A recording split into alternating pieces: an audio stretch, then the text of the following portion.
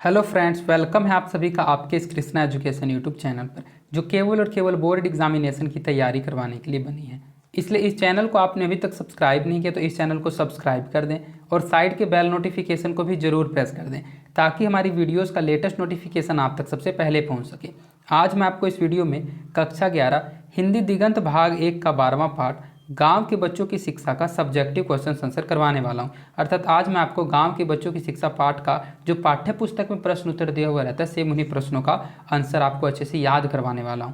अगर आपको इस पाठ के एक्सप्लेनेशन ऑब्जेक्टिव या फिर इस बुक के किसी अन्य चैप्टर के एक्सप्लेनेशन ऑब्जेक्टिव और सब्जेक्टिव क्वेश्चन वाली क्लास के वीडियो को देखना है तो आप डिस्क्रिप्शन में दिए गए लिंक क्लास 11 हिंदी दिगंत फुल सिलेबस वाले प्लेलिस्ट में जाकर इस बुक के किसी भी चैप्टर के क्लास को अटेंड कर सकते हैं। इसलिए एक बार उस प्लेलिस्ट को जरूर चेकआउट कीजिएगा और उसे अपने क्लासमेट्स और अपने दोस्तों के बीच भी जरूर शेयर कीजिएगा।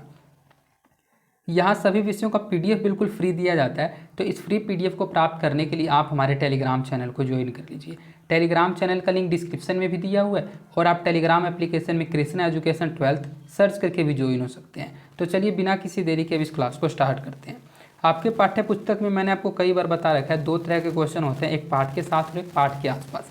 पाठ के साथ वाले क्वेश्चन इंपॉर्टेंट होते हैं और ये जो आपका पाठ है गांव के बच्चों की शिक्षा, इसमें आपकी पाठ्य पुस्तक में कुल 16 प्रश्न उत्तर दिए हुए हैं। तो ये 16 के 16 प्रश्न उत्तर मैं आपको इस क्लास में करवाने वाला हूँ। ये सभी के सभी प्रश्न उत्तर आपके अगर एग्जाम में आएंगे तो 5 मार्क्स के पूछे जाएंगे, क्योंकि सभी क्वेश्चन जो हैं वो थोड़े लॉन्ग टाइप के हैं, तो इसका जो आंसर है वो भी लॉन्ग होगा। तो क्वेश्चन के आंसर को लॉन्ग देखकर आपको ये नहीं समझना है कि ये क्वेश्चन के आंसर मुझसे याद नहीं हो सकते हैं। अगर आपने इस पार्ट के एक्सप्लेनेशन वाली वीडियो को देखा होगा तब आप इन क्वेश्चंस का आंसर पहले से ही अंदाज़ा लगा लीजिएगा कि इस क्वेश्चन का आंसर क्या है। और अगर आपने नहीं देखा है तो इस क्लास के बाद उसको देख लीजिएगा। मेरी कोशिश यही रहेगी कि इस क्लास में ही मैं आपको ये 16 के 16 प्रश्न उत्तर इस क्लास में अच्छे से समझा कर याद करवा दूँ कि अगर इनमें से कोई क्वेश्चन आपके एग्जाम में आए तो आप 101% उस क्वेश्चन का आंसर जरूर लिख सकिएगा। इसलिए सिर्फ इस क्लास को लास्ट तक देखिएगा। मेरी कोशिश बस यही रहेगी कि आपको अच्छे से समझा दिया जाए, इसलिए इस क्लास को लास्ट तक अटेंड कीजिएगा। मैं इस क्लास में थोड़ा सा फास्ट चलूँगा, क्योंकि ये जो चैप्टर है वो थोड़ा निबंध टाइप है, ये कोई कहानी तो है नहीं जिसमें मैं आपको स्टोरी समझाते हुए चलूँ। तो सिर्फ आप मेरी बातों को ध्यान से सुनते हुए चलिएगा, आपको सब कुछ समझ आते जाएगा। हमारा पहला क्वेश्चन है, कमारा लेक किस देश का, मतलब कमारा लेक जो है उसका देश किस देश का उपनिवेश था। अपनी आत्मकथा के अंतिम अध्याय में उन्होंने किस प्रसंग पर चित्रण किया था। इन सभी बातों को आपको संक्षेप में लिखना है। तो कमारा ले के बारे में अपने पाठ में पढ़ा था। कमारा ले का जो देश है वो पश्चिमी अफ्रीका है, जो कि फ्रांस का उपनिवेश था। कमारा ले ने अपनी आत्मकथा के अंतिम अध्यायों में उस घटना का विवरण प्रस्तुत किया है। उच्चतर माध्यमिक शिक्षा समाप्त करने के पश्चात एक प्रतियोगिता के लिए उनका चयन हुआ था कमारा ले जी का। सौभाग्यवश मेधावी छात्र कमारा जो है वो उक्त ये जो प्रतियोगिता है उस प्रतियोगिता में भी सफल हुआ था। उत्तीर्ण होने पर उन्हें उच्च शिक्षा के लिए फ्रांस भेजने का प्रस्ताव हुआ। उन्हें तत्कालीन सरकार द्वारा फ्रांस भेजने एवं अध्ययन मतलब कि शिक्षण की व्यवस्था की गई। उस समय एक गुलाम देश में विदेश जाकर उच्च शिक्षा ग्रहण करना एक विशिष्ट उपलब्धि तथा आश्चर्यजनक बात थी। कमारा को अपने माता पिता, रिश्तेदारों तथा घर के तमाम लोगों से मिलकर विदा लेने के लिए गांव आना पड़ा। गांव के सभी लोग जो है वो अत्यंत गदगद थे, मतलब कि खुश थे। कमारा को उसके चाचा चाचियों, मामा मामियों तथा अन्य संबंधियों ने सहर्ष विदाई दी थी, मतलब खुश होकर उसको विदाई दी थी। किंतु खटकने वाली बात यह थी कि उसकी जो माँ है वह दिखाई नहीं दी। चिंतित कमारा माँ से आशीर्वाद लेने की आशा पाले अपनी झोपड़ी में गई। वहाँ माँ पर सिसकियाँ भर रही थी, मतलब उनकी जो माँ थी वहाँ सिसकियाँ भर रही थी, रो रही थी अलग से झोपड़ी में बैठकर, और सभी गांव के लोग खुश थे। माँ को रोते हुए देख जो कमारा है वो उद्विग्न हो गया, वह भी रोने लगा। उन्होंने माँ से इसका कारण पूछा कि आप रो क्यों रही है। अनेक प्रयासों के पश्चात माँ ने कहा कि जिस दिन कमारा का प्राथमिक पाठशाला में नामांकन हुआ था उसी दिन उसकी माँ ने समझ लिया था कि कमारा जो है वो उस गांव में नहीं टिक पाएगा। मैंने पिता जो है, मतलब उसकी माँ कहती है कि मैंने पिता एवं चाचा को कमारा की पढ़ाई करने के लिए मना किया था, किंतु वे लोग नहीं माने। उन लोगों ने उसकी माँ को धोखा दिया है। अब पढ़ने के लिए भी विदेश जाने के बाद कमारा देश में भी नहीं रहेगा। उसकी माँ ने यह भी कहा कि कमारा तो उससे बहुत पहले ही शिक्षा प्राप्त करने के साथ विदाई ले चुका है, केवल उसी से नहीं वरन पूरे गांव से वह छीन लिया गया है। इन पंक्तियों में एक माँ की जो अंतर्वेदना है वो स्पष्ट परिलक्षित होती है, क्योंकि उसकी जो माँ है वो रोने लग जाती है। उसकी माँ कहती है कि मैं तो उसी समय समझ गई थी जब तुम प्राथमिक शाला में पढ़ने गए थे। मैंने उसी समय तुम्हारे पिता और चाचा से कहा था कि अब यह इस गाँव में नहीं टिक पाएगा, और वही हुआ। अब तुम गाँव में क्या, इस शहर में क्या, तुम तो दूसरे शहर जा रहे हो, दूसरे देश जा रहे हो, और तुम पूरे गांव से छीन लिए गए हो। वही सभी बातें वह कहती है और अपनी अंतर्वेदना को स्पष्ट करते हुए बताती है। तो इस क्वेश्चन में यही पूछा जा रहा था कि कमाराले का जो देश है वो किस देश का उपनिवेश था। तो आपको पता है कमाराले का जो देश है वो पश्चिम अफ्रीका फ्रांस का उपनिवेश था। अपनी आत्मकथा के अंतिम अध्यायों में उन्होंने किस प्रसंग का चित्रण किया है, वो उन्होंने इसी प्रसंग का चित्रण किया है कि वो पढ़ने में मेधावी छात्र था, मतलब अत्यंत तेज था पढ़ने में, वो सभी कक्षाओं में अव्वल स्थान प्राप्त करता था। और जब वह आगे पढ़ाई करते हुए प्रतियोगिता एग्जाम के लिए सेलेक्ट हुआ तो प्रतियोगिता एग्जाम जब उसने पास किया तो उसके लिए उसको विदेश भेजा गया, उस राज्य की सरकार के द्वारा, उस देश की सरकार के द्वारा। तो जब वह विदेश जाने वाला था तो विदेश जाने से पहले वह अपने गांव वालों से मिलने के लिए गया और सभी गांव वाले लोग खुश भी थे और बिल्कुल गदगद थे। सभी ने उसको आशीर्वाद दिया और बाहर जाने कर मन लगाकर पढ़ाई करने के लिए कहा। लेकिन उसकी जो माँ थी वो झोपड़ी में बैठे हुए रो रही थी सिसकियाँ लगाकर, और वो क्यों रो रही थी उसका कारण उसने पूछा और उसकी माँ ने उसका पूरा कारण उसको बताया। तो ये सभी बातें जो है वो एक तरह से स्टोरी टाइप है, अगर आप ध्यान से समझिएगा तो इन सभी बातों को जो मैंने आपको बताया सिर्फ ध्यान से समझते हुए चलिए, आपको इन लाइनों को रटना नहीं है। अगर आप रट के इनको याद करने की कोशिश कीजिएगा तो ये थोड़ा सा आपके लिए मुश्किल होगा। सिर्फ आपको क्वेश्चन के आंसर को समझना है और समझ कर क्वेश्चन का आंसर आपको अपने लैंग्वेज के अनुसार लिखना है। अगर आप क्वेश्चन के आंसर के आउटलाइन को समझ जाते हैं तो आप 101% अगर ये क्वेश्चन आपके एग्जाम में आए तो जरूर लिख पाइएगा। इसके लिए सबसे महत्वपूर्ण होता है पाठ पढ़ा हुआ रहना चाहिए, इसलिए आप इसके PDF को जरिए पाठ को जरूर पढ़ लीजिएगा। सभी चीज़ों का PDF जो है वो आपको बिल्कुल मुफ्त टेलीग्राम चैनल पर मिलता है, इसलिए टेलीग्राम चैनल को ज्वाइन कर लीजिएगा, उसका जो लिंक है वो डिस्क्रिप्शन में दिया हुआ है। तो फर्स्ट क्वेश्चन आपको समझ में आ गया कि उन्होंने पहले अध्याय में उसकी जो आत्मकथा का अंतिम अध्याय था उन्होंने किस चीज़ का उसमें प्रसंग किया था। अब हमारा नेक्स्ट क्वेश्चन है कमाराले की जो आत्मकथा है वो किसे समर्पित है। कमाराले ने, ये देखिए 2 नंबर का क्वेश्चन है। जो 2 मार्क्स का क्वेश्चन होता है वो थोड़ा सा शॉर्ट होता है, उसे आप ध्यान रखिएगा। जो लॉन्ग हो समझ जाइएगा वो 5 मार्क्स का है। तो जो कमाराले जी थे उन्होंने अपनी आत्मकथा जो वो किसे समर्पित की है। तो कमाराले ने अपनी आत्मकथा अपने देश की इन असंख्य अशिक्षित माताओं को समर्पित की है जो अफ्रीका के खेतों में काम करती है। विदेश में विद्या अध्ययन के जाते समय वह अपनी माँ से विदाई लेते समय उसके द्वारा प्रकट किए गए उद्गार से कमारा जो है वो अत्यंत प्रभावित हुआ। माँ के अंतर्वेदना तथा नैराश्य की भावना ने उसके संवेदना को झकझोर कर रख दिया था, जिसकी परिणति उसकी आत्मकथा के समर्पण में स्पष्ट प्रतिबिंबित होती है। मतलब ये कहते हैं उन्होंने जो अपनी ऑटोबायोग्राफी आत्मकथा लिखी है उस आत्मकथा को वे असंख्य जो माताएं हैं उन अशिक्षित माताओं को समर्पित करते हैं जो अफ्रीका के खेतों में काम करती हैं और विदेश में विद्या अध्ययन के लिए जाते समय माँ से विदाई लेते समय जो प्रकट किए गए जो कमारा का अत्यंत प्रभावित रूप था वो आपने समझा, और जिसकी परिणति जो है वो उसने आत्मकथा के समर्पण में स्पष्ट प्रतिबिंबित होती है कि किस तरह से उसकी जो माता है वो रोने लगती है और उसे जाने नहीं देना चाहती है, लेकिन फिर भी उसे पढ़ाई करने के लिए विदेश जाना पड़ता है। हमारा नेक्स्ट क्वेश्चन है कमाराले की जो माँ है वह उन्हें क्यों नहीं पढ़ाना चाहती थी। तो ये जो फर्स्ट क्वेश्चन है उसी से कनेक्टेड ये क्वेश्चन, अगर आपने पहले प्रश्न को अच्छे से समझा होगा तो इस प्रश्न के आंसर को आप बिल्कुल आसानी से समझ पाइएगा कि कमाराले की जो माँ थी वो उन्हें क्यों नहीं पढ़ाना चाहती थी। जो कमाराले की माँ थी उनकी माँ को आशंका था कि यदि वह शिक्षा ग्रहण करने विद्यालय जाएगा तो कालांतर मतलब कुछ समय बाद वह गांव छोड़कर अन्यत्र दूसरी जगह भी चला जाएगा। गांव छोड़ना उसकी परिस्थितिजन्य विवशता होगी।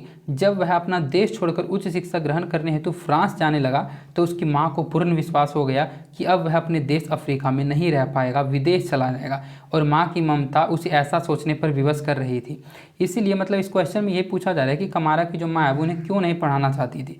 तो जब प्राथमिक विद्यालय में प्राथमिक शाला में कमारे के पिताजी और चाचा जी उनका नामांकन करवाते हैं तो उसी समय उनकी माता उसके पिता और चाचा को कहते हैं नाम नहीं लिखवाने के लिए, लेकिन वे उसके बात को नहीं मानते हैं। तो वो कहती है कि वे दोनों लोग जो है मुझे धोखा दे रहे हैं। उसकी माँ को उसकी माँ कहती है कि अगर वह शिक्षा ग्रहण करने विद्यालय जाएगा तो कुछ समय बाद वह गांव छोड़कर दूसरी भी जगह जाएगा, और गांव छोड़ना जो है वो उसकी परिस्थिति जन्य व्यवस्था होगी। मतलब अगर वह पढ़ेगा तो दूसरी जगह उसको जाना पड़ेगा और उस परिस्थिति के अनुसार उसकी व्यवस्था होगी कि वह वहाँ जाकर दूसरी जगह पढ़ाई करे। और वैसा ही हुआ। जब वह अपना देश छोड़कर उच्च शिक्षा ग्रहण करने हेतु फ्रांस जाने लगा तो उसकी माँ को पूर्ण विश्वास हो गया कि जैसा मैं सोच रही थी वैसा ही होगा, वह अपने देश अफ्रीका में नहीं रह पाएगा, विदेश चला जाएगा। और माँ की जो ममता है वह ऐसा सोचने पर उसे विवश कर रही थी। यही रीज़न था कि कमाराले जो है उसकी माँ जो है वो अपने बेटे को नहीं पढ़ाना चाहती थी। इसके बाद हमारा फोर्थ क्वेश्चन है शिक्षा अपने आप में कोई गुणकारी दवाई नहीं है जिसके सेवन से समाज एकदम रोग मुक्त हो जाएगा, या वह कोई एक उपहार जो सरकार हमें देने वाली हो या पिछले 50 साल से देती चली आ रही हो। आखिरकार शिक्षा क्या है, मतलब शिक्षा क्या है। लेखक के इस कथन का अभिप्राय स्पष्ट करें। मतलब लेखक ने इन कथनों को, इन लाइनों को क्यों लिखा है, इन लाइन के जरिए वे पाठ में हम लोगों को क्या समझाना चाहते थे वो बताइए और इस चीज़ को स्पष्ट कीजिए। तो इन लाइनों के जरिए आपने पाठ में जो पढ़ा था, जो समझा था, बस उसी चीज़ों को आपको लिखना है। इस पाठ के लेखक, जो आपका पाठ का नाम है गांव के बच्चों की शिक्षा, इस पाठ के लेखक का नाम है कृष्ण कुमार। तो जो लेखक कृष्ण कुमार के मतानुसार, मतलब उनके अनुसार, हम लोग शिक्षा और साक्षरता के विषय में गलत एवं त्रुटिपूर्ण धारणा से ग्रसित हैं। हम समझते हैं कि शिक्षा का कोई सामाजिक चरित्र ही नहीं है। हम लोगों की यह मानसिकता है कि शिक्षा स्वयं ऐसी गुणकारी दवाई है जिसके सेवन से समाज एकदम रोगमुक्त हो जाएगा। हम यह भी मान बैठे हैं कि यह एक उपहार है जो सरकार द्वारा प्रदान किया गया है, अथवा पिछले 50 साल से सरकार द्वारा हमें यह शिक्षा जो है वो प्राप्त होता रहा है। कृष्ण कुमार ने व्यंग्यात्मक शैली में इसे रेखांकित किया है। लेखक हमारी इस भावना से सहमत नहीं है। उसके अनुसार पिछले 50 सालों से सरकार ऐसे आश्वासन देती आ रही है, इसके बावजूद अभी तक शिक्षा प्रत्येक बच्चे तक नहीं पहुंची है। लेखक के अनुसार वर्तमान समय में शिक्षा का नितांत प्रतिकूल सामाजिक चरित्र उभर कर सामने आया है। शिक्षा बच्चों को समाज के सबसे व्यापक सरोकारों से काटने वाला एक प्रमुख अस्त्र बनकर उभरी है। प्राथमिक पाठशाला में प्रवेश करने वाले दिन से ही वह इस प्रक्रिया का सूत्रपात हो जाता है। अतः जो इस पाठ का लेखक कृष्ण कुमार जी है, उनका विचार है कि प्राथमिक शिक्षा का दायरा का जो विस्तार है वो लड़कियों तथा समाज के उत्पीड़ित तबकों तक भी किया जाए। साथ ही बच्चों को शिक्षा के माध्यम से रखना है, उन्हें इस दिशा में प्रशिक्षित किया जाना चाहिए। शिक्षा सार्थक होनी चाहिए, इस दिशा की एक व्यापक दृष्टिकोण अपनाने की आवश्यकता है। तो इस पाठ के जो लेखक कृष्ण कुमार जी हैं वे यही बातें बताते हुए कहते हैं इस पंक्ति के जरिए कि शिक्षा जो है वो अपने आप में कोई गुणकारी दवाई नहीं है जिसके सेवन से समाज जो है वो एकदम रोग मुक्त हो जाएगा। वह कोई एक उपहार है जो सरकार हमें देने वाली हो या फिर 50 साल से देती चली आ रही हो। आखिरकार शिक्षा अगर ये नहीं है तो क्या है? इसी के जरिए पाठ के जो लेखक कृष्ण कुमार जी हैं उन्होंने बताया है कि शिक्षा जो है, उस शिक्षा के विषय को लोग गलत एवं त्रुटिपूर्ण धारणा को लिए हुए हैं और उस त्रुटिपूर्ण धारणा से ग्रसित हैं। शिक्षा के जरिए वे समझते हैं कि शिक्षा का कोई सामाजिक चरित्र नहीं है, लेकिन वे मानते हैं कि उनकी मानसिकता है कि शिक्षा जो है गुणकारी दवाई है जिससे समाज रोगमुक्त हो जाएगा, और ये जो शिक्षा है वो पिछले 50 साल से सरकार द्वारा हमें प्राप्त होता है। तो वे व्यंग्यात्मक भाषा में कहते हैं कि सरकार हमें ऐसा आश्वासन देती आ रही है कि पिछले 50 सालों से वे हम लोगों को मुफ्त शिक्षा प्रदान कर रही है। इसके अनुसार, लेखक के अनुसार, वर्तमान शिक्षा का जो नितांत है वो प्रतिकूल सामाजिक चरित्र उभर कर सामने आया है। शिक्षा जो है वो बच्चों को समाज के सबसे व्यापक सरोकारों से काटने वाला एक प्रमुख अस्त्र बनकर उभरी है। मतलब आजकल के जो बच्चे हैं उनके लिए जो सबसे बड़ा अस्त्र है, जो सबसे बड़ा शस्त्र है, जो सबसे बड़ा वो है शक्ति, वो शिक्षा ही है। क्योंकि शिक्षा के बदौलत, नॉलेज के बदौलत कोई भी जो बच्चा है वो कितनी भी ऊंची शिखरों पर पहुंच सकता है, कितनी भी ऊंचाइयों को हासिल कर सकता है। वे कहते हैं कि प्राथमिक पाठशाला में प्रवेश करने वाले दिन ही ऐसे ही प्रक्रिया का सूत्रपात हो जाता है। उनका कहना है कि जो प्राथमिक शिक्षा है, इस प्राथमिक शिक्षा का जो दायरा है वो सिर्फ और सिर्फ लड़कों तक न रहकर लड़कियों तक भी पहुँचे। मतलब लड़कियों पे भी शिक्षा का उतना ही अधिकार है जितना लड़कों को है। और वे कहते हैं तथा समाज के उत्पीड़ित तबकों तक भी इस शिक्षा का प्रचार प्रसार किया जाए, उन लोगों तक भी शिक्षा को पहुँचाया जाए जिससे वे भी अपनी आर्थिक स्थिति को सुधार सकें और अपने जीवन में आगे बढ़ सकें। साथ ही बच्चों को शिक्षा के माध्यम से रखना है, उन्हें इस दिशा में प्रशिक्षित किया जाना चाहिए। शिक्षा सार्थक होना चाहिए, इस दिशा में एक व्यापक दृष्टिकोण अपनाने की भी आवश्यकता है। तो इन पंक्तियों के जरिए उन्होंने इन्हीं सभी बातों को समझाया जो मैंने अभी आपको इन लाइनों में समझाया। हमारा नेक्स्ट क्वेश्चन है, लेखक के अनुसार शिक्षा बच्चों को समाज के सबसे व्यापक सरोकारों से काटने वाला एक प्रमुख अस्त्र बन गई है। लेखक ने ऐसा क्यों कहा है? क्या आप इससे सहमत हैं? आप अपना विचार दीजिए। अगर आपने फोर्थ क्वेश्चन का आंसर को सही से समझा होगा तो उसके आंसर में ये लाइनें थी, और ये लाइनें जो है लेखक ने क्यों कहा है, क्या आप इन लाइनों से सहमत हैं? और अगर सहमत है तो आप अपना विचार दीजिए। तो बस लाइनों के जरिए जो विचार है वो आपको स्पष्ट करते हुए बताना है। इस पाठ के लेखक कृष्ण कुमार की धारणा है कि बच्चों को दी जाने वाली शिक्षा का जो वर्तमान है वो स्वरूप बच्चों को समाज के सबसे व्यापक सरोकारों से काटने वाला एक प्रमुख अस्त्र बनकर उभरा है। कि विद्वान लेखक ऐसा अनुभव करते हैं कि बच्चे समझते हैं कि शिक्षा का कोई सामाजिक महत्व जो है वो है ही नहीं, बल्कि वास्तविकता यह भी है कि बच्चों को इस प्रकार की शिक्षा परोसी जा रही है जिसके द्वारा शिक्षा का सामाजिक चरित्र अछूता रह जाता है, उपेक्षित रहता है। अपने सामाजिक दायित्व का जो बोध है वो बच्चों को नहीं हो पाता है। मतलब बच्चे शिक्षा तो ग्रहण करते हैं, इसके जरिए ये बताया गया कि बच्चे शिक्षा तो ग्रहण करते हैं, लेकिन उनको शिक्षा का सामाजिक महत्व ही नहीं पता चल पाता है कि शिक्षा का इस चीज़ हमारे समाज में महत्व क्या है। वे कहते हैं कि शिक्षा का सामाजिक चरित्र जो है वो अछूता रह जाता है, उपेक्षित रह जाता है। जो बच्चे शिक्षा ग्रहण करते हैं उनका जो क्या सामाजिक दायित्व है वह चीज़ जो है वो उसका जो बोध है, मतलब उसका जो जिम्मेदारी है वो बच्चों को नहीं हो पाता है। वर्तमान जो शिक्षा पद्धति है उस वर्तमान शिक्षा पद्धति को देखकर लेखक की ऐसी प्रतिक्रिया है। लेखक इस स्थिति से एक क्षुब्ध दिख पड़ते हैं। वह यह देखते आ रहे हैं कि पिछले 50 वर्षों से शिक्षा की ऐसी ही दयनीय स्थिति चलती आ रही है। निश्चित रूप से लेखक महोदय के विचार जो है वो पूर्ण रूपेण तथ्य पर आधारित हैं। अब यहाँ से हमारे विचार क्या हैं वो आप समझिए। हमारे विचार ये हैं कि निश्चित रूप से लेखक महोदय के विचार जो हैं वो पूर्ण रूपेण तथ्य पर ही आधारित हैं। निस्संदेह मतलब बिना कोई शक के वर्तमान शिक्षा पद्धति इसी प्रकार के दुर्भाग्यपूर्ण दौर से गुजर रही है। बच्चे अपने सामाजिक दायित्वों को नहीं समझते, वे शिक्षा के सामाजिक चरित्र की उपेक्षा करते हैं। इसकी दृष्टि से शिक्षा का उद्देश्य केवल पुस्तकों के ज्ञान तक ही सीमित है। अतः लेखक का जो कथन है वो सर्वथा उपयुक्त है और बिल्कुल ही सार्थक है। तो यही इस क्वेश्चन का आंसर था कि लेखक के अनुसार शिक्षा जो है बच्चों का सबसे व्यापक सरोकारों से काटने वाला एक प्रमुख अस्त्र बन गई है। और ये बिल्कुल ही सच बात है, क्योंकि शिक्षा एक ऐसा अस्त्र है जिस अस्त्र के जरिए बच्चे किसी भी बड़ी से बड़ी मुकाम को हासिल कर सकते हैं और ऊंचे स्थान पे अपने को पहुंचा सकते हैं। लेखक ने ऐसा क्यों कहा, आप इससे सहमत हैं? तो लेखक ने ऐसा क्यों कहा है वो आप अच्छे से इन पंक्तियों को पढ़कर समझ गए होंगे। और ये जो बातें हैं वो बिल्कुल ही लेखक का जो कथन है वो सर्वथा उपयुक्त एवं सार्थक है। इसके बाद हमारा नेक्स्ट क्वेश्चन है, ये जो आर्थिक उदारीकरण है, इस आर्थिक उदारीकरण से आप क्या समझते हैं, इसके क्या दुष्परिणाम हुए हैं? मतलब ये जो आर्थिक उदारीकरण है इसके दुष्परिणाम क्या हुए हैं? आर्थिक उदारीकरण को आमतौर पर आर्थिक सुधार के रूप में जाना जाता है। मतलब आर्थिक का मतलब होता है फाइनेंशियल कंडीशन, मतलब पैसों की दिक्कत। तो ये जो आर्थिक उदारीकरण मतलब जो आर्थिक सुधार, पैसों की जो सुधार देश में की गई है उसको आमतौर पर पैसों के सुधार के रूप में मतलब आर्थिक सुधार के रूप में जाना जाता है। इसे राष्ट्र की आर्थिक स्थिति के उन्नयन हेतु एक सुदृढ़ औजार के तौर पर समझा जाने लगा है। इसके परिणाम स्वरूप पूंजीवाद देश के कोने कोने में पहुंच रहा है। राष्ट्र के सर्वांगीण विकास की अवधारणा का जो भ्रामक विचार है वो सरकार के मानस पटल पर पल्लवित हो रहा है, किंतु वास्तविकता यह है कि उदारीकरण राष्ट्र को जर्जर बना रहा है। इस प्रक्रिया द्वारा जमीन, जंगल, पानी, खनिजों तथा अन्य मानवीय संसाधनों का दोहन हो रहा है।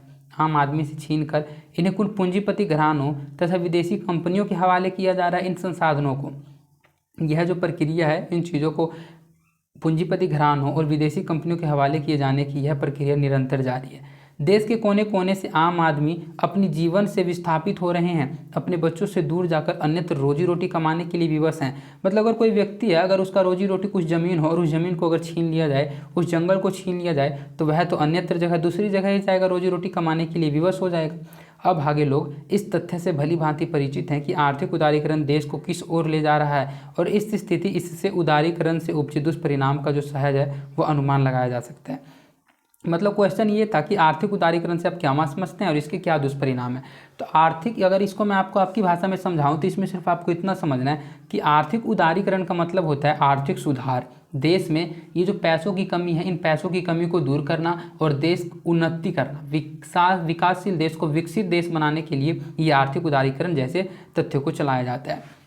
तो वे कहते हैं इसमें वे सिर्फ इतना ही करते हैं कि वे जो जमीन, जंगल और खनिज और मानवीय संसाधन होती हैं उन सभी संसाधनों को कुछ पूंजीपति घरानियों तथा विदेशी कंपनियों को हवाले कर देते हैं और यह प्रक्रिया निरंतर जारी है। तो इन सभी चीज़ों के जो मालिक होते हैं वो देश के कोने कोने से आम आदमी अपने जीवन से विस्थापित हो रहे हैं। इन सभी चीज़ों को, मानवीय संसाधनों को दूसरे के हवाले करने पर सरकार दूसरों के हवाले कर देती है और जिनका ये चीज़ होता है वे बच्चे अपने बच्चों से दूर जाकर अन्यत्र रोजी रोटी कमाने के लिए विवश हो जाते हैं। और वे कहते हैं कि इस तथ्य से वे भली भांति परिचित है कि ये जो आर्थिक उदारीकरण है वो देश को किस ओर ले जा रहा है। इस स्थिति द्वारा उदारीकरण से उपजे जो दुष्परिणाम है, यही दुष्परिणाम है जो आपने यहाँ समझा और उसी दुष्परिणाम का सहज अनुमान लगाया जा सकता है। हमारा नेक्स्ट क्वेश्चन है, लेखक ने प्रस्तुत पाठ में देश की वर्तमान राजनीतिक व्यवस्था पर आक्षेप किए हैं। उनके विचार से देश की राजनीतिक व्यवस्था में कौन सी समस्याएं प्रवेश कर चुकी है। मतलब इस पाठ के लेखक का नाम आपको पता है, कृष्ण कुमार जी हैं। तो उन्होंने प्रस्तुत पाठ में देश की जो वर्तमान राजनीतिक व्यवस्था है उस पर आक्षेप किए हैं, मतलब कुछ अपनी विपत्ति दिखाई है, आपत्ति दर्ज की है। तो उनके विचार से देश की जो राजनीतिक व्यवस्था है उसमें कौन सी समस्याएं जो हैं, मतलब कौन सी आपत्तियां जो है वो प्रवेश कर चुकी है। तो पाठ के आधार में जो आपने पढ़ा था बस उसी को आपको बताना है। तो इस पाठ के लेखक कृष्ण कुमार देश की वर्तमान राजनीतिक व्यवस्था से क्षुब्ध हैं, मतलब आश्चर्यचकित हैं। सर्वत्र हिंसा एवं अपराध का बोलबाला हो गया है। यूँ कहा जाए कि अपराध का राजनीतिकरण तथा राजनीति का अपराधीकरण हो गया है तो कोई अतिशयोक्ति नहीं होगी। वर्तमान में अपराध राजनीति का ही हिस्सा बन चुका है। हम इसकी गहराई में जितना जाएंगे हमें क्रमशः इसके विस्तार की जानकारी प्राप्त होगी। हिंसा एवं अपराध राजनीति का धार्मिक अंग हो गया है और जो राष्ट्र के विभिन्न क्षेत्रों में अबाध गति को प्रभावित हो रहा है, राजनीति में ही नहीं सामाजिक संबंधों तक भी इसने अपने जो पांव हैं वो पसार लिए हैं। ये जो हिंसा हो रही है, इस हिंसा का जो शिकार है वो महिलाएं, कामगार, आदिवासी, छोटे किसान तथा मजदूर, यह सभी समान रूप से हो रहे हैं। हिंसा एवं अपराध का यह भयंकर तांडव जो है वो पूंजी के शासन तथा एकदम भ्रष्ट एवं प्रासंगिक हो गई है। राजनीति के साथ साथ राजनीति की मुख्य धारा में भी प्रविष्टि हो गई है। लेखक ने इन दुर्भाग्यपूर्ण परिस्थितियों का जो संतुष्ट है, इस दुर्भाग्यपूर्ण परिस्थितियों से असंतुष्ट अपनी वेदना प्रकट की है। लेखक ने बताया कि वर्तमान की जो राजनीतिक व्यवस्था है उसमें क्या क्या दोष हैं और उन सभी समस्याओं मतलब उन राजनीतिक व्यवस्था में कौन कौन से समस्याएं हैं, उन समस्याओं के बारे में पूछा जा रहा था। तो समस्याएं यही है कि आज का जो राजनीति है वो राजनीति जो है उस राजनीति को व्यवस्था को देखकर जो इस पाठ के लेखक कृष्ण कुमार जी हैं वो आश्चर्यचकित हो जाते हैं। वे देखते हैं कि सभी जगह हिंसा और अपराध का ही बोलबाला हो गया है। अगर ये कहा जाए कि अपराध का जो राजनीतिकरण हो गया और राजनीतिक अपराधीकरण हो गया तो इसमें किसी प्रकार की कोई गलती नहीं है, ये बिल्कुल ही सच बात है। वर्तमान में अपराध जो है वो एक राजनीति का हिस्सा बन चुका है, क्योंकि राजनीति के जरिए ये लोग अपराध करते हैं और अलग अलग समस्याओं को उत्पन्न करते हैं। वे कहते हैं कि इसकी गहराई में हम जितना जाएंगे उतना ही विस्तार रूप से हम लोगों को इसकी जानकारी मिलेगी कि किस तरह से अपराध जो है वो राजनीति का हिस्सा बन चुकी है। हिंसा एवं अपराध राजनीति की धार्मिक अंग हो गया है और राष्ट्र के विभिन्न क्षेत्रों में अपार गति से प्रभावित हो रहा है। और ये जो हिंसा है उसने किस तरह से अपने पांव जो है वो पसार लिए हैं। वे कहते हैं कि इस हिंसा का जो शिकार है वो सबसे अधिक महिलाएं, काम करने वाले छोटे लोग, आदिवासी, छोटे किसान तथा मजदूर, यह सभी समान रूप से इस हिंसा का शिकार हो रहे हैं। हिंसा एवं अपराध का यह जो भयंकर तांडव है वो पूंजी के शासन तथा एकदम भ्रष्ट एवं प्रासंगिक हो गई है। राजनीति के साथ साथ राजनीति की जो मुख्य धारा है उसमें भी यह चीज़ प्रविष्ट हो गई है और लेखक ने इस दुर्भाग्यपूर्ण परिस्थितियों से असंतुष्ट अपनी जो वेदना है वो अपनी वेदना इन लाइनों के जरिए प्रकट की है और राजनीति में कुछ आपत्तियां दर्ज की है। इसके बाद हमारा नेक्स्ट क्वेश्चन है, पंचायती राज में एक तरफ चिंगारी और रोशनी झांकती है, वहीं ढेरों आकांक्षाओं का अंधेरा भी दिखाई देता है, यहाँ किन रोशनी और आकांक्षाओं का संकेत है। अगर आपको ये सभी क्वेश्चन समझ आ रहे हैं तो आप कमेंट कीजिएगा कि आपको ये क्वेश्चंस कैसे लगे, आपको ये क्लास कैसी लगी। और अगर आपको इस क्लास में कुछ भी ना समझ आए तो वो भी कमेंट कीजिएगा, मैं उस चीज़ को सुधारने का कोशिश करूँगा। इसके आप एक बार PDF को जरूर पढ़िएगा। ऐसा नहीं है कि एक बार मैं आपको समझा रहा हूँ तो आपको ये कन्फर्म याद ही हो जाएंगे, आपको इनका आउटलाइन समझ आ जाएगा। एक बार अगर आप इसके PDF को पढ़ लीजिएगा तब आप आसानी से स्वयं भी आंसर लिख पाइएगा। और अगर आपने इसके पार्ट को पढ़ रखा होगा तब तो आपको क्लास में ये क्वेश्चंस याद हो रहेंगे, क्योंकि ये लाइन मैंने आपको पार्ट में भी पढ़ाई थी, सेम लाइनों को ही यहाँ उतारा गया है। तो इन लाइनों के जरिए यह जो रोशनी है और आकांक्षाओं किस चीज़ की ओर संकेत कर रही है, वही संकेत आपसे पूछा जा रहा है। तो गांव के बच्चों की जो शिक्षा है वो शीर्षक कहानी के जो लेखक हैं वे कृष्ण कुमार जी हैं, आपको पता है। तो उनके अनुसार देश के सर्वांगीण विकास के लिए पंचायती राज व्यवस्था की स्थापना जो है वो एक सार्थक कदम है। मतलब उनका कहना था कि पंचायती राज व्यवस्था की स्थापना होनी चाहिए। पंचायती राज व्यवस्था के जरिए ही हम इस देश की आर्थिक स्थिति को सुधार सकते हैं। लेखक पंचायती राज व्यवस्था को राष्ट्र के उत्थान का एक सशक्त माध्यम मानता है। उसे इस व्यवस्था में आशा है कि एक किरण दिख पड़ती है, आशा की एक किरण दिख पड़ती है। राष्ट्र एवं समाज में परिवर्तन की एक छोटी किंतु ऊर्जावान चिंगारी दृष्टिगोचर हो रही है, किंतु वह पूर्ण आश्वस्त नहीं है। वह यह देखकर निराश है कि पंचायती राज व्यवस्था के सुचारू संचालन के लिए पर्याप्त प्रयास नहीं किए जा रहे हैं, वरन केवल औपचारिकता मात्र है। उन्हें समुचित प्रशासनिक अधिकारों से वंचित रखा गया है। अनेक प्रदेशों में पंचायतों के चुनाव जो है वो नहीं हुए हैं। ग्राम सभाएं केवल नाम मात्र की उपस्थिति दर्शाती हैं। वे किसी भी मुद्दे पर चर्चा भर कर सकती हैं, फैसले नहीं ले सकती। पंचायतों के महत्वपूर्ण अधिकारों से वंचित रहने के कारण पीड़ित, शोषित एवं बुनियादी सुविधाओं से रहित जनता की स्थिति में सुधार नहीं हो पा रहा है। महिलाओं की स्थिति भी वैसी ही दयनीय है। लेखक जो है वो पंचायती राज व्यवस्था को राष्ट्र एवं समाज के सर्वांग पूर्ण विकास की सशक्त कड़ी मानता है। साथ ही लेखक को यह देखकर निराशा होती है कि पंचायतों का जो चुनाव और गठन है उस गठन होने के बावजूद भी व्यवहारिक रूप से नाम मात्र के अधिकार उसे दिए गए और स्थानीय स्तर पर मची खलबली एवं अराजकता को नियंत्रित करने की स्थिति में हमारी पंचायतें तो है ही नहीं। यह कैसी विडंबना है। लेखक यह देखकर हतप्रभ है, मतलब कि आश्चर्यचकित है। तो इसको मैं आपको समझाता हूँ शॉर्टकट में, तब आप इस क्वेश्चन के आंसर को आसानी से समझ पाइएगा कि पंचायती राज में एक तरफ चिंगारी और रोशनी झांकती है, वहीं ढेरी आकांक्षाओं का अंधेरा भी दिखाई देता है। तो यहाँ किन रोशनी और किन आकांक्षाओं के संकेत है। तो इसमें यही बताया गया है कि इस पाठ के जो लेखक हैं वो आपको पता है कृष्ण कुमार जी है। तो उनका कहना है कि देश के सर्वांगीण विकास के लिए, मतलब अगर कोई देश हो, उस देश का हम लोगों को विकास करना हो, तो उसके लिए पंचायती राज व्यवस्था का स्थापना बिल्कुल ही सार्थक कदम है। मतलब पंचायती राज व्यवस्था की स्थापना की जानी चाहिए, तभी वह जो देश है वो विकास कर पाएगा, वह देश विकसित बन पाएगा। लेकिन वे कहते हैं कि ये चीज़ की तो गई थी, लेकिन ये जो पंचायती राज व्यवस्था है, इस पंचायती राज व्यवस्था में बहुत सारी ऐसी चीज़ें थी जो केवल और केवल नाम मात्र की ही उपस्थिति को दर्शाती थी। जो पंचायती राज व्यवस्था थी वे किसी भी मुद्दे पर चर्चा भी नहीं कर सकती हैं, मुद्दे पर सिर्फ चर्चा कर सकती है और फैसला नहीं ले सकती। मतलब पंचायतों के महत्वपूर्ण अधिकारों से वंचित रहने के कारण पीड़ित, शोषित एवं बुनियादी सुविधाओं से रहित जनता की स्थिति में सुधार नहीं हो पा रहा था। मतलब जिन सभी समस्याओं का सुधार करने के लिए जो निर्णय लिए जाने थे पंचायतों के द्वारा, वो पंचायतों के निर्णय लेने का अधिकार ही उनके पास नहीं था।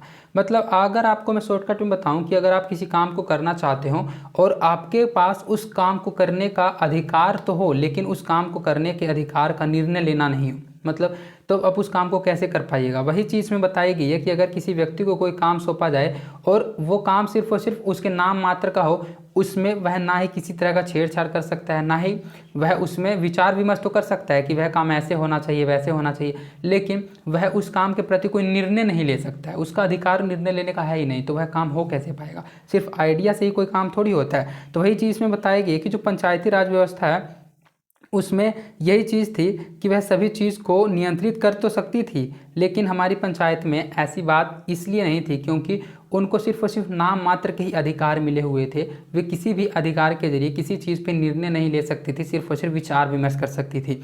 और यही विडंबना की बात देखकर लेखक जो है वो हतप्रभ हो जाते हैं, मतलब कि आश्चर्यचकित हो जाते हैं। इसके बाद हमारा नेक्स्ट क्वेश्चन है, प्राथमिक शिक्षा को अधिक कारगर बनाने के लिए लेखक ने कौन से 2 क्षेत्र सुझाए हैं। मतलब ये जो प्राथमिक शिक्षा है, जो प्राइमरी एजुकेशन होता है, इस प्राइमरी एजुकेशन को अधिक कारगर बनाने के लिए, मतलब अधिक महत्वपूर्ण बनाने के लिए लेखक ने, कृष्ण कुमार जी ने कौन से 2 क्षेत्र सुझाए हैं, मतलब कौन से 2 बात बताए हैं। वर्तमान राष्ट्रीय परिदृश्य में प्राथमिक शिक्षा की जो स्थिति है वो संतोषप्रद नहीं है। इसके अनेक कारण हैं। एक प्रमुख कारण यह है कि प्राथमिक पाठशाला का जो शिक्षक है वो उपेक्षित एवं प्रताड़ित है।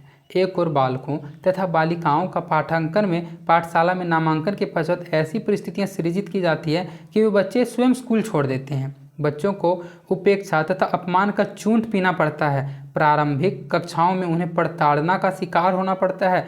एक और बड़ी कठिनाई यह भी है कि शिक्षकों को समुचित प्रशिक्षण नहीं दिया जाता है। शिक्षा का जो तीव्र गति से अवमूल्यन हो रहा है, लेखक कृष्ण कुमार की कथा अनुसार कुछ प्रदेशों में शिक्षकों को 500 रुपये वेतन पर ही नियुक्त किया जा रहा है। अल्प वेतन भोगी शिक्षक कभी भी सही ढंग से अध्यापन कार्य नहीं कर सकते हैं। प्राथमिक शिक्षा को कारगर बनाने के लिए शिक्षकों के प्रति ये जो उपेक्षा भाव है उसका परित्याग करना होगा, मतलब उस भावों को हम लोगों को त्यागना होगा। उन्हें समुचित वेतन और सम्मान दिया जाना चाहिए। साथ ही उनके प्रशिक्षण, मतलब उनके ट्रेनिंग की यथेष्ट योजना कार्यान्वित करने की आवश्यकता है। पाठशालाओं में ऐसे वातावरण का निर्माण करना होगा ताकि जो बच्चे हैं वे स्कूल जोन के लिए प्रोत्साहित हों, स्कूल जाने के लिए प्रोत्साहित हों। उनके लिए कुछ आकर्षक कार्यक्रम तैयार करना श्रेयस्कर है। विद्यालयों को पर्याप्त वित्तीय सहायता भी इस दिशा में महत्वपूर्ण है। शिक्षा में सुधार एवं उन्नयन की बड़ी बड़ी गोष्ठियाँ, सेमिनार आदि आयोजित करना, शिक्षाविदों की कमेटी गठित कर कंसेशन फीस का ये जो भारी भरकम भुगतान इस दिशा में अनुपयुक्त प्रयास है। इससे प्राथमिक शिक्षा पर खर्च की जाने वाली राशि का अधिक हिस्सा जो है वो अनावश्यक मुद्दों में ही व्यय हो जाता है, मतलब खर्च हो जाता है। प्राथमिक शालाओं के विकास तथा शिक्षकों के बेहतर वेतन और मान में उस कोष का निवेश होना चाहिए जो पैसे इधर उधर खर्च हो रहे हैं। और इस प्रकार लेखक ने प्राथमिक शिक्षा के प्रसार के लिए उपयुक्त कई उपाय बताए हैं। तो इसमें आप समझ गए होंगे कि इसमें क्या चीज़ बताई गई है। ये मैंने पाठ में आपको बिल्कुल अच्छे से डिटेल में समझाया था कि प्राथमिक शिक्षा को अधिक कारगर बनाने के लिए, अधिक महत्वपूर्ण बनाने के लिए लेखक ने कौन से 2 सूत्र सुझाए हैं।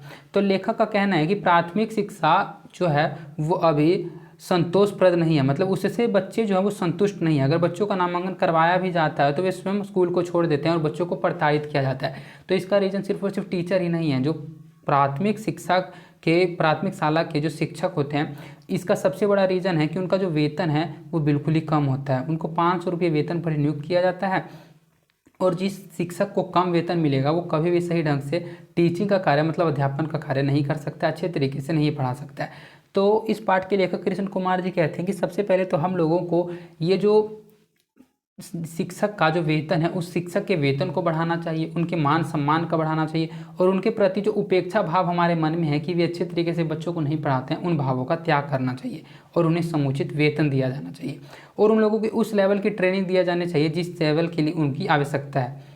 वे कहते हैं कि पाठशालाओं में इस तरह का वातावरण का निर्माण किया जाना चाहिए जिससे बच्चे स्कूल जाने के लिए प्रोत्साहित हों, वे स्कूल छोड़ने के लिए न प्रोत्साहित होकर बल्कि स्कूल जाने के लिए प्रोत्साहित हों। वे कहते हैं कि विद्यालयों को पर्याप्त वित्तीय सहायता मतलब पैसों की सहायता भी इस दिशा में महत्वपूर्ण है।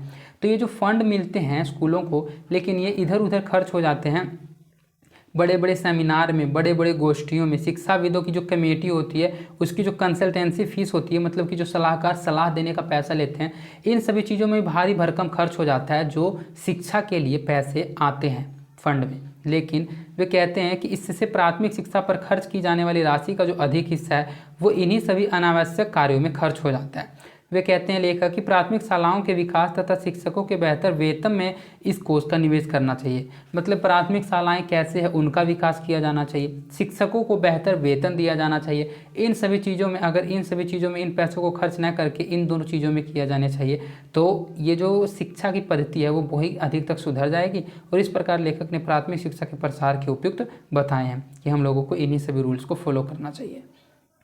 इसके बाद हमारा नेक्स्ट क्वेश्चन है, नौकरशाही ने प्राथमिक शिक्षा को किस प्रकार नुकसान पहुंचाया है। शिक्षा पर नौकरशाही के प्रभुत्व के प्राथमिक शिक्षा को पर्याप्त नुकसान पहुंचाया है। नौकरशाही इसके विकास के सामने एक दीवार बनकर खड़ी है।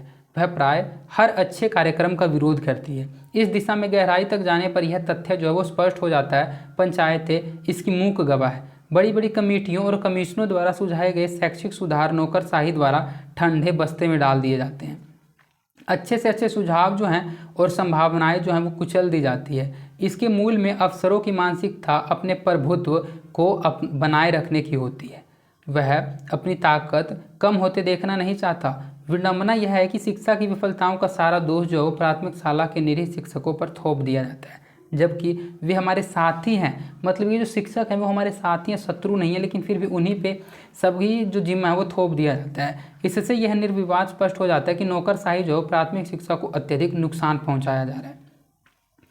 ये जो नौकरशाही है, इस नौकरशाही के जरिए आपको ये समझना है कि प्राथमिक शालाएं जो सरकारी टीचर होते हैं उनको नौकरशाही बना दिया जाता है। मतलब ये नौकरी करते हैं तो नौकरशाही जैसा उनको बना दिया जाता है। सिर्फ और सिर्फ 500 रुपये वेतन देकर उनको नियुक्त कर दिया जाता है और उनको सिर्फ इतने ही पैसे देकर उनको बहुत सारा परिश्रम करवाकर बच्चों को पढ़ाने के लिए कहा जाता है। लेकिन वे इस चीज़ को देखकर, इस समाज की चीज़ों को देखकर बहुत कहीं अधिक जो अपना गुस्सा है वो बच्चे पर उतारते हैं और उनको अच्छा एजुकेशन प्रोवाइड नहीं करवा पाते हैं। तो इसी चीज़ के जरिए बताया गया कि नौकरशाही ने प्राथमिक शिक्षा को किस प्रकार नुकसान पहुँचाया है। तो लेखक ने हम लोगों को बताया है कि नौकरशाही जो है वो इसके विकास के सामने, शिक्षा के विकास के सामने एक सबसे बड़ी बनकर दीवार खड़ी बन गई है। वे कहते हैं कि हर अच्छे कार्यक्रम का विरोध करती है, लेकिन इस दिशा में गहराई पर जाने पर हम लोगों को यह स्पष्ट हो जाता है कि पंचायत जो है वो उसकी मूक गवाह है। बड़ी बड़ी कमेटी और जो सदस्य हैं उनके द्वारा जो सुझाव सुझाए जाते हैं वो नौकरशाही द्वारा ठंडे बस्ते में डाल दिए जाते हैं और अच्छे सुझाव जो है उन सुझाव और संभावनाओं को कुचल दिया जाता है। इसके मूल में जो अफसरों की मानसिकता एवं प्रभुत्व है उसे बनाए रखने की होती है। मतलब जो अफसर है वो हमेशा अपना प्रभुत्व मतलब अपना पावर बनाए रखने के लिए नौकरशाही को ख़त्म नहीं होने देना चाहता है और वह नहीं चाहता है कि उसकी जो ताकत है वह कभी कम हो। मतलब वह अपनी ताकत कम होते नहीं देखना चाहता है।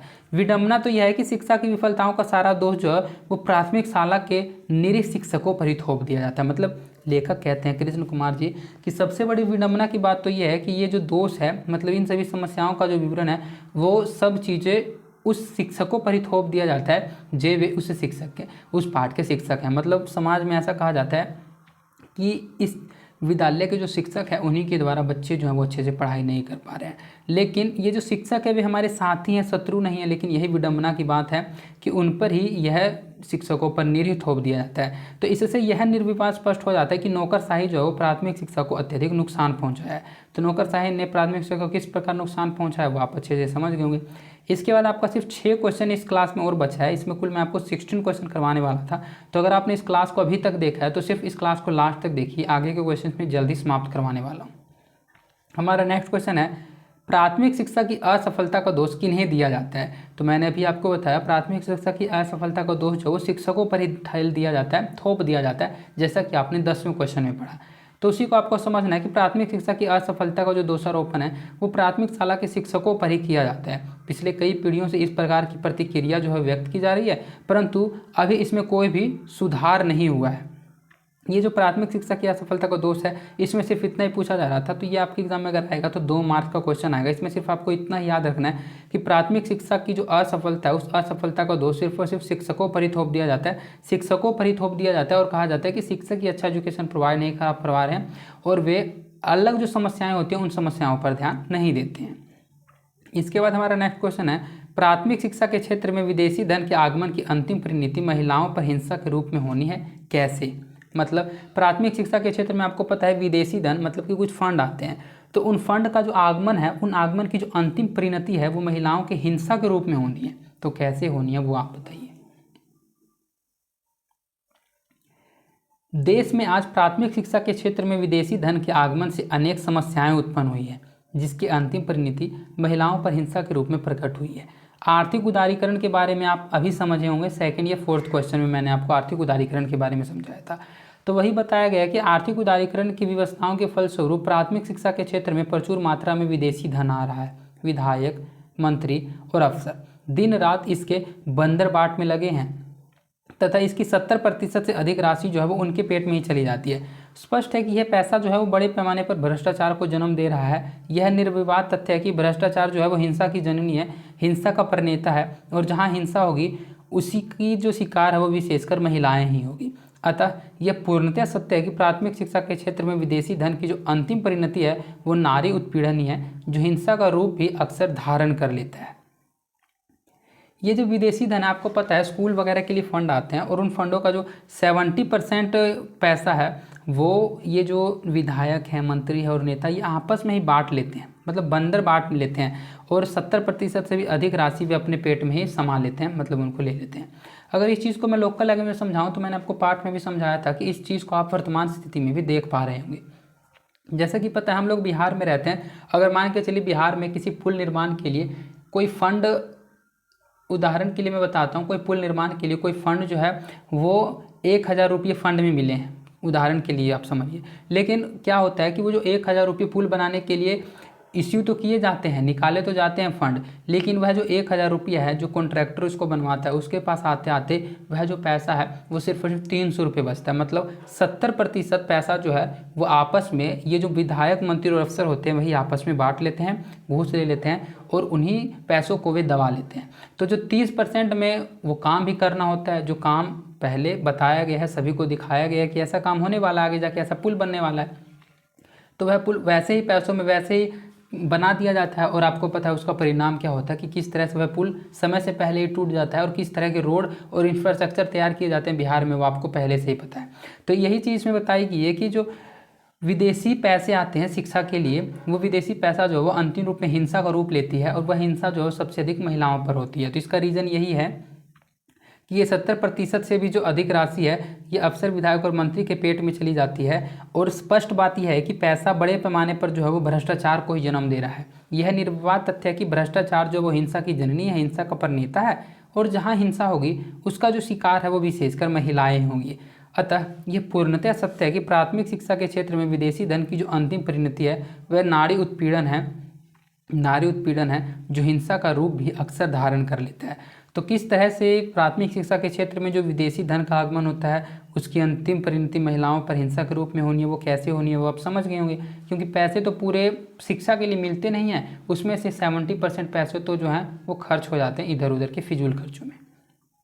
हमारा नेक्स्ट क्वेश्चन है, लेखक के प्राथमिक शाला के शिक्षकों से संबंधित विचार जो है वो संक्षेप में लिखें। मतलब लेखक ने प्राथमिक शाला के शिक्षकों के प्रति क्या विचार है इस पाठ के लेखक का नाम आपको पता है कृष्ण कुमार जी हैं। तो वे प्राथमिक शाला मतलब प्राइमरी स्कूल के टीचर के बारे में क्या सोचते हैं, उनका क्या विचार है, उसी को आपको शॉर्टकट में लिखना है।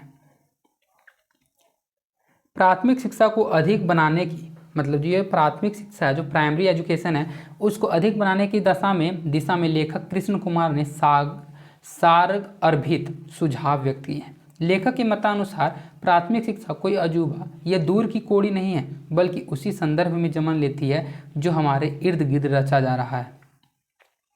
प्राथमिक शाला के शिक्षकों के साथ चलकर शिक्षा की समस्या तथा उसकी लाचारी को समझा जा सकता है। वे कहते हैं कि हम लोगों को शिक्षकों को दोषी न ठहराकर उससे ये समझना चाहिए कि शिक्षा की समस्या क्या है और उसकी लाचारी क्या है। शिक्षकों की व्यक्तिगत विविधताओं का समाधान आवश्यक है। अल्प वेतन भोगी मतलब बिल्कुल ही कम पैसे में प्राथमिक शिक्षक निष्ठापूर्वक अध्यापन कार्य नहीं कर सकते हैं। उनकी लाचारी, मजबूरी एवं विपन्नता का समाधान आवश्यक है। इसके अतिरिक्त उनको स्वाभिमान एवं स्वतंत्र रूप में निर्णय लेने का अधिकार देना होगा। इस प्रकार लेखक ने वर्तमान में प्राथमिक शालाओं के अध्यापकों की दुरावस्था एवं निराकरण का सुझाव प्रस्तुत किया है। मतलब इसमें सिर्फ यही बताया गया है कि इस पाठ के लेखक कृष्ण कुमार जी ने प्राइमरी स्कूल के टीचर के बारे में क्या कहा है। तो उन्होंने यही कहा है कि यहाँ के जो समाज के लोग हैं वे प्राइमरी एजुकेशन के जो सबसे बड़े दोषी हैं वो प्राइमरी टीचर को ही मान लेते हैं, लेकिन ये जो चीज़ है वो सबसे गलत है, क्योंकि प्राइमरी टीचर इसके दोषी नहीं होते हैं। उनका कहना है कि हम लोगों को उन सभी चीज़ों के साथ मिलकर उनसे समझना चाहिए कि इसका समस्या का निवारण कैसे हो, टीचर से मिलकर। वे कहते हैं कि इसका सबसे बड़ा रीज़न यही है कि उन लोगों को बिल्कुल ही कम वेतन दिया जाता है और कम वेतन में कोई भी शिक्षक निष्ठापूर्वक अध्यापन कार्य नहीं कर सकता है, टीचिंग का कार्य नहीं कर सकता है। उनकी लाचारी, मजबूरी, विपन्नता का समाधान आवश्यक है। वे कहते हैं कि इसके अतिरिक्त मतलब वेतन के अतिरिक्त उनको स्वाभिमान भी मिलना चाहिए कि वे स्वतंत्र रूप से किसी चीज़ का निर्णय ले सके। और इसी तरह से लेखक ने वर्तमान में प्राथमिक शालाओं मतलब प्राइमरी टीचर जो होते हैं उनकी दुरावस्था मतलब उनकी दयनीय स्थिति एवं निराकरण का दयनीय स्थिति के बारे में बताया है और उस दयनीय स्थिति से किस तरह से छुटकारा पाया जा सके उसका सुझाव भी प्रस्तुत किया है। इसके बाद हमारा नेक्स्ट क्वेश्चन है, साधना बहन की हरित क्रांति के संबंध में क्या विचार है। मतलब हरित क्रांति की जो 60 के दशक से चलती आ रही थी उसके बारे में मैंने आपको पाठ में पढ़ाया था, बस उसी को आपको समझना है कि हरित क्रांति के संबंध में साधना बहन के क्या विचार है। साधना बहन ने हरित क्रांति के नाम पर तथाकथित खेती में क्रांतिकारी परिवर्तन के प्रति अपनी निराशा तथा असंतोष प्रकट किया है। उसके द्वारा सोयाबीन की खेती से होने वाले दुष्प्रभाव तथा खेती पर होने वाली विपरीत स्थितियों का अत्यंत सजीव चित्रण किया गया है। उसके अनुसार ये जो 60 के दशक में प्रारंभ की गई हरित क्रांति गरीबी तथा विषमता का वृद्धि का कारण बन रही है। इधर गाँव में विषमता एवं गरीबी में उत्तरोत्तर वृद्धि एवं दूसरी ओर धनी लोग पहले से और अधिक अमीर तथा समृद्ध हुए हैं। इस तथाकथित हरित क्रांति का दुष्परिणाम यह हुआ है कि हमारे गांवों की कृषि योग्य भूमि जो है वो नष्ट हो गई है। नई नई फसलों जिनका हमारी जलवायु से कोई संबंध नहीं है, यहाँ की परिस्थितियों में अनुपयुक्त है, नकदी फसलों का प्रलोभन देकर खेती करने को यहाँ प्रोत्साहित किया गया। रासायनिक खाद और कीटनाशकों के अंधाधुंध प्रयोग से पानी और मिट्टी के विषाक्त होने का खतरा जो है वो उपस्थित हो गया है। गांव की कृषि को सबसे अधिक नुकसान पहुंचाया गया है सोयाबीन की खेती ने, जिसके फलस्वरूप देश की मिट्टी अनेक स्थानों पर अनुर्वर हो गई है, मतलब अनुपजाऊ हो गई है, अनुपजाऊ होने के कगार पर पहुंच गई है। इससे हमारी खेती की व्यापक क्षति हुई है। पर्यावरण, प्रकृति संरक्षण और समाज में समता के मूल्यों को स्थापित करके ही हम राष्ट्र के विकास की आशा कर सकते हैं, अन्यथा विनाश की ओर तेजी से बढ़ते कदम हमारी कृषि के लिए अत्यंत अहितकर होगा। अतः हमें सतर्क रहने की आवश्यकता है, अन्यथा वर्तमान शिक्षा इस दिशा में अधिक विध्वंसकारी परिणाम लाएगी। साधना बहन ने उपयुक्त तथ्यों को रेखांकित करते हुए अपना आंतरिक अक्षोभ प्रकट किया है, साथ ही उन्होंने हमें उक्त प्रयासों से बचने का भी परामर्श दिया है। मतलब इसमें सिर्फ और सिर्फ यही बताया गया है कि हरित क्रांति में क्या किया गया था। तो वे कहते हैं साधना बहन कि 60 के दशक में हरित क्रांति लाया गया था और उसके जरिए बताया तो ये गया था कि गरीबों का कल्याण होगा, लोग जो हैं इससे आर्थिक स्थिति उनकी दयनीय स्थिति से उभर पाएंगे, आगे हो पाएंगे। लेकिन वे कहते हैं कि इसका सजीव चित्रण उन्होंने करते हुए बताया है कि 60 के दशक में गरीबी जो है वो और अधिक, इस गरीबी का वृद्धि का कारण ये हरित क्रांति ही बन गई और गाँवों में और अधिक वृद्धि गरीबों में होने लगी। वे कहते हैं कि हरित क्रांति से जो धनी लोग हैं वो और अधिक धनी हो गए, और अधिक अमीर हो गए, समृद्ध हो गए। और वे कहते हैं कि हरित क्रांति जो है उसमें ऐसी ऐसी फसलों को बोने के लिए कहा गया जिनकी हमारी जलवायु से कोई संबंध ही नहीं है, और नकदी फसलों का प्रलोभन देकर ऐसी ऐसी फसलों को हमारे इन सभी खेतों में बोआया गया, रोपवाया गया, जिसका हमारे जलवायु से ना ही कोई संबंध था, और रासायनिक खाद और कीटनाशकों का जो अंधाधुंध प्रयोग है, उस प्रयोग से हमारी मिट्टी और पानी जो है वो विषाक्त होने का खतरा भी उपस्थित हो गया है। वे कहते हैं कि इस तरह की खेती से गांव की कृषि को सबसे अधिक नुकसान पहुंचाया गया है। और ये जो सोयाबीन की खेती है उसने अनेक स्थान पर मिट्टी को बहुत ज़्यादा अनउर्वर होने के कगार पर पहुंच गई है, मतलब बहुत जगह की जो मिट्टी है वो अनुपजाऊ हो गई है। वे कहते हैं कि पर्यावरण, प्रकृति संरक्षण और समाज में समता के मूल्य को स्थापित करके ही हम राष्ट्र के विकास की आशा कर सकते हैं, और इसीलिए हम लोगों को सतर्क रहने की आवश्यकता है। अन्यथा वर्तमान शिक्षा जो है वो इस दिशा में अधिक विध्वंसकारी परिणाम लाएगी। तो साधना बहन ने इन सभी कथनों के जरिए हम लोगों को यही बताया कि किस तरह से हरित क्रांति ने गरीबों को और अधिक गरीब, अमीरों को और अधिक अमीर बनाया, किस तरह से खेतों की जो दशा है वो बहुत अधिक खराब हो गई है, किस तरह से कीटनाशकों का प्रयोग से वायु में प्रदूषण और जल में प्रदूषण हो गया है, मिट्टी अनुपजाऊ हो गई है। इसी चीज़ें के बारे में उन्होंने हम लोगों को बताया है और उनसे मतलब बचने का परामर्श भी दिया है कि किस तरीके से हम इन सभी चीज़ों से बच सकते हैं। इसके बाद हमारा नेक्स्ट क्वेश्चन है, यदि हम पर्यावरण, प्रकृति संरक्षण और समाज में समता के मूल्यों को स्थापित करने की बात नहीं करेंगे तो शिक्षा इस विनाश को और भी तेजी से फैलाएगी। लेखक के इस कथन का अभिप्राय स्पष्ट करें। आखिरकार शिक्षा का विनाश जो है वो कैसे तेजी से फैलाएगी। गांव के बच्चों की शिक्षा के लेखक कृष्ण कुमार जी हैं और उनका यह कटु अनुभव है कि हम केवल बड़ी बड़ी योजनाएं बनाते हैं, उपलब्धियों की चर्चा करते हैं, किंतु राष्ट्र के विकास के प्रमुख कारक मतलब कार्य तथा पर्यावरण की सुरक्षा, प्रकृति संरक्षण तथा समाज में समता के मूल्यों की स्थापना के प्रति सचेत नहीं है। हम इनकी नितांत उपेक्षा कर रहे हैं। वर्तमान शिक्षा इसमें सार्थक योगदान कर रही है, इसकी परिणति व्यापक विनाश को आमंत्रित करेगी। वास्तविकता यह है कि उच्च स्तर पर मंत्रियों की चाटुकारिता तथा विभागीय अफसरों द्वारा खुशामद में तलवे चाटने की प्रवृत्ति इन बुराइयों का मूल कारण है। इस प्रक्रिया के फलस्वरूप शिक्षा दर्शन ही समाप्त हो जाता है। समुचित मार्गदर्शन के अभाव में हम लक्ष्य से भटक गए हैं। शिक्षक जो है वो वर्तमान दयनीय स्थिति में शिक्षा प्रणाली से अत्यंत क्षुब्ध तथा हत उत्साहित हैं और इसकी आंतरिक इच्छा है कि वर्तमान व्यवस्था में परिवर्तन लाए बिना हम समाज में समता एवं विकास के लक्ष्य तक नहीं पहुंच सकते हैं। इस क्वेश्चन में ये कहा जा रहा था कि अगर हम पर्यावरण, प्रकृति संरक्षण और समाज के समता मूल्यों को स्थापित करने की बात नहीं करेंगे तो शिक्षा इस विनाश को और भी तेजी से फैलाएगी। लेखक इस कथन के जरिए हम लोगों को क्या कहना चाहते थे, बस वही चीज़ें आपको बतानी है। तो लेखक इसके जरिए हम लोगों को सिर्फ यही बताना चाहते थे कि अगर हम लोग सिर्फ और सिर्फ बड़ी बड़ी योजनाएं बनाएंगे, बड़ी बड़ी उपलब्धियों की चर्चा करेंगे, लेकिन उस चीज़ को पूरा करने के लिए अगर कोई कार्य नहीं करेंगे, पर्यावरण की सुरक्षा नहीं करेंगे तो ये चीज़ नहीं हो पाएगी। और समाज में समता के मूल्यों की जो स्थापना है उसके प्रति अगर हम लोग सचेत नहीं हैं तो हम इनकी नितांत उपेक्षा कर रहे हैं। वर्तमान शिक्षा जो है इसमें सार्थक योगदान नहीं कर रही है। इसकी जो परिणति है वो व्यापक विनाश को आमंत्रित करेगी। इसमें यही बताया गया कि वास्तविकता तो इसमें यही है कि उच्च स्तर पर जो मंत्रियां होती है उन मंत्रियों की चाटुकारिता तथा विभागीय अफसरों द्वारा खुशामद में तलवे चाटने की बुराइयां जो है वो यही इसका सबसे मूल कारण है। इस प्रक्रिया के फलस्वरूप शिक्षा दर्शन समाप्त हो जाता है और शिक्षक जो है आपको पता है वर्तमान में दयनीय स्थिति तथा वर्तमान शिक्षा प्रणाली से अत्यंत क्षुब्ध तथा हतो उत्साहित हैं उनके कम वेतन के कारण, जो आपने पहले शिक्षक के बारे में पढ़ा 3-4 क्वेश्चन में। इसकी आंतरिक इच्छा यह है कि वर्तमान व्यवस्था में परिवर्तन लाए बिना हर समाज में समता एवं विकास के लक्ष्य तक नहीं पहुंच सकते हैं। इसके बाद हमारा लास्ट क्वेश्चन है इस क्लास का। अगर आप इस क्लास में अभी तक बने हुए हैं तो समझिए कि आप क्वेश्चन को जरूर अच्छे से समझ पा रहे होंगे और क्लास को सिर्फ लास्ट तक देखिए। सिर्फ ये आपका लास्ट क्वेश्चन है। आपका ये क्वेश्चन है कि गांधी जी की बुनियादी शिक्षा की रूपरेखा क्या थी। तो अगर आपने क्लास 10th का एग्जाम दिया तो क्लास 10th के हिंदी गोधूली भाग 2 में आपने 12वें पाठ में गांव के बच्चों की शिक्षा, तो इस चैप्टर का नाम है शिक्षा और संस्कृति, एक पाठ पढ़ा होगा हिंदी गोधूली भाग 2 में क्लास 10th में। शिक्षा और संस्कृति पाठ के लेखक गांधी जी थे। वही उन्होंने पाठ में जो बताया था उसी से रिलेटेड ये थोड़ा पाठ है और उसी से रिलेटेड ये क्वेश्चन है कि गांधी जी की जो बुनियादी शिक्षा थी उस शिक्षा की रूपरेखा क्या थी। गांधी जी की बुनियादी शिक्षा की रूपरेखा शिक्षा को ग्रामीण जीवन तथा गांव के पारंपरिक उद्योगों से जोड़ना था।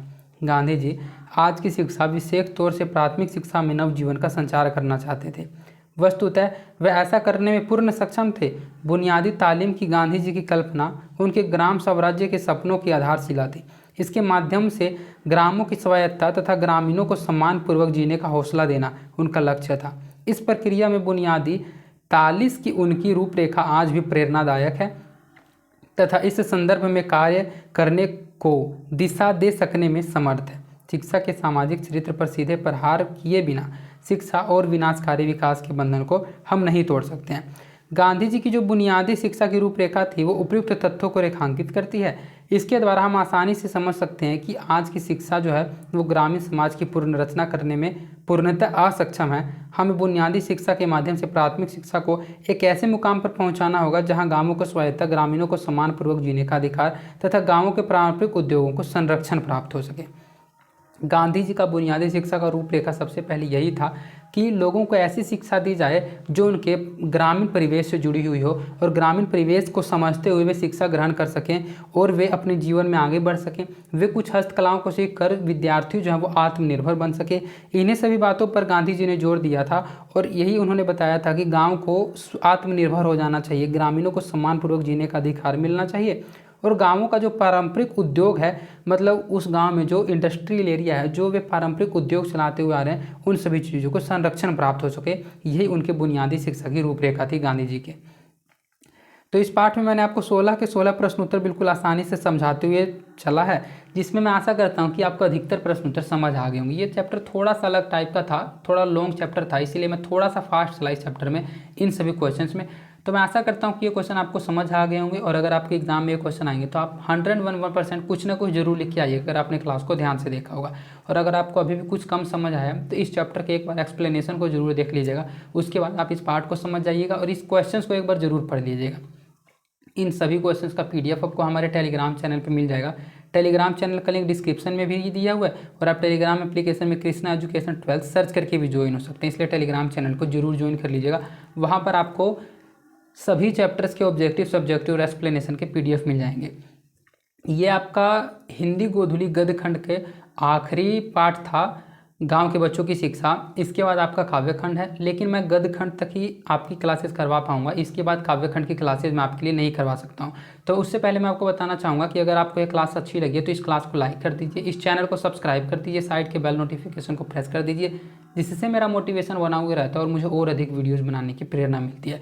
तो मैं वही आपको बताने वाला था कि मैं और अधिक वीडियोज़ अब आपके लिए नहीं बना सकता हूँ। मेरा Indian army Agniveer office assistant clerk trade में फाइनल सिलेक्शन हो गया, जिसके लिए मुझे ट्रेनिंग पर अब जाना है और इसीलिए मैं अब यहाँ तक ही आपकी क्लासेस समाप्त करता हूँ। अब आपकी जो क्लासेज होगी वो 6 या 7 महीने बाद ही होगी, क्योंकि 6 महीने की जो ट्रेनिंग है उसके बाद ही मैं आपकी क्लासेज अगर टाइम मिलेगा तो रेगुलर कर पाऊँगा। इसलिए इसके आगे का जो सिलेबस है वो स्वयं से आप टेक्स्ट बुक के जरिए ज़रूर पढ़िएगा। मैं वीडियोज़ तो आपके लिए नहीं बना पाऊँगा, लेकिन मैं आपको टेलीग्राम चैनल पर जो पढ़ाई का मटेरियल है वो आपको प्रोवाइड करवा पाऊँगा। इसलिए आप सभी इस चैनल के टेलीग्राम चैनल को जरूर ज्वाइन कर लीजिएगा, वहीं पर आपको सभी अपडेट दिए जाएंगे।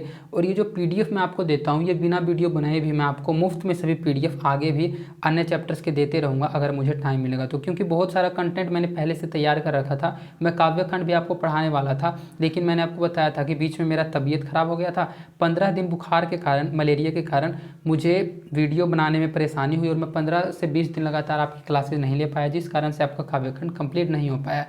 तो मैं आशा करता हूँ कि आप सभी मेरी बातों को समझ रहे होंगे। मैं आप सही सकुशल होंगे, खुश होंगे और आपका जो दिन है वो मंगलमय हो। तो इसी तरह से आप मेहनत करते रहिए, टेलीग्राम चैनल को ज्वाइन कर लीजिए। और अब आप सभी से मिलते हैं नेक्स्ट क्लास में। जो नेक्स्ट क्लास कब होगी वो मुझे भी नहीं पता है। तो आज के लिए इतना ही, धन्यवाद।